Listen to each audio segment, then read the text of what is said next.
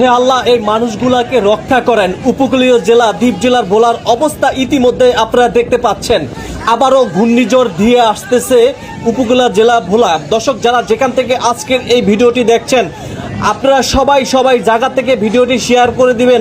দেখতে পাচ্ছেন এই মানুষগুলোর অবস্থাটা একটু লক্ষ্য করে দেখুন। সবাই ভিডিওটি শেয়ার করে দিয়ে লক্ষ মানুষকে দেখার সুযোগ করে দিবেন। ঘূর্ণিঝড়ে অস্থিরতা হচ্ছে দ্বীপ জেলার ভোলার অসংখ্য শত মানুষরা। এই মুহূর্তে যে জায়গাতে আপনাদেরকে দেখানোর চেষ্টা করছি, এটি হচ্ছে দ্বীপ জেলার ভোলার ইলিশা ফেরিঘাটের অবস্থা আপনাদেরকে দেখানোর চেষ্টা করছি। দেখতে থাকুন।